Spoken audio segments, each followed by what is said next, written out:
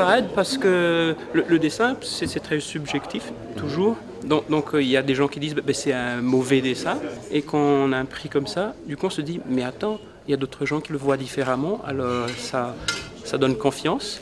Et puis on se dit peut-être je suis pas si mal que ça alors. Et ben, je vais faire un autre. Et voilà. Alors ce dessin, oui, c'était vraiment spontané dans ma tête parce que c'était l'époque où il y avait beaucoup de tam-tam autour des indépendances africaines. Mais ça tombait mal parce qu'on est en pleine crise politique, aussi beaucoup de misère à gauche et à droite. Et du coup, j'ai pas allé chercher loin parce que du coup, il y avait beaucoup de contrastes, beaucoup d'absurdités. Et je vois que oui, l'Afrique, quand même, après 50 ans d'indépendance, en fait, et on fait la fête, mais finalement, 50 ans, il n'y a pas grand-chose qui a bougé. Hein. Il y a beaucoup plus de choses qui ont régressé aussi.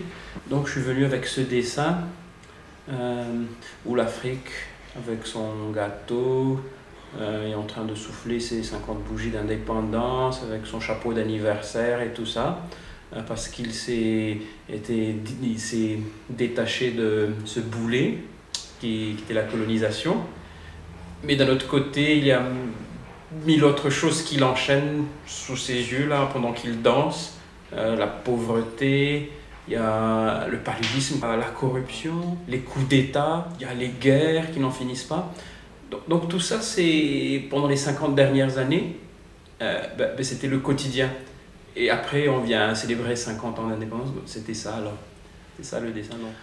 RFI OIF, le prix, ça représente beaucoup. D'abord, déjà, en tant que dessinateur pour le métier. Et j'aime bien parce que ça ajoute à la reconnaissance du métier.